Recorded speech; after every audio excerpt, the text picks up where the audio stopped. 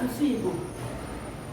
Tata bụ abalị 10 n'ọnwa isii n'afọ nke 2024.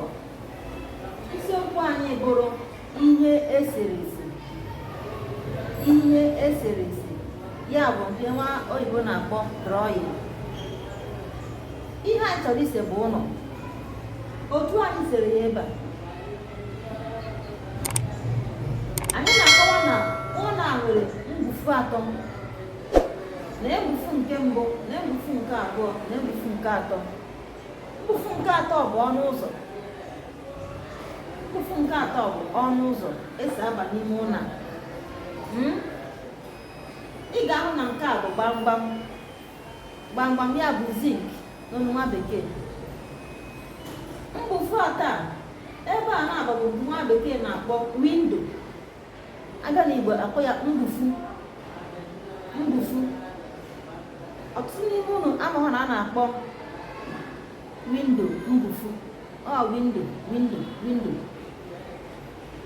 Ịhụ ha anya ya ma a na-akpọ ya mgbufu n'asụsụ Igbo. Nke elu ya bụ gbamgbam. N'oge mbụ, ihe eji ewu ụlọ bụ ahịhịa. Mana ọgbara ọhụrụ a, ejizi nke a na-akpọ zinc n'olu oyibo. Aga n'Igbo bụrụ gbamgbam. Nke a bụ ọnụ ụzọ. Mgbufu nke atọ, ọnụ ụzọ esi aba n'ime ụlọ.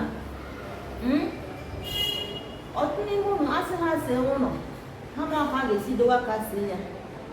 Otu a si see nke maka ị ga-esi na-ese ya. Ngwanụ ka ọ dịkwa n'oge ọzọ ka emesịa na ndị nke m.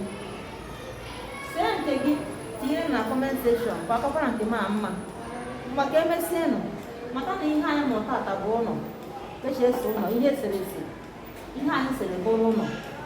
Anyị si lee ụlọ ọma. Lee ụlọ ọma.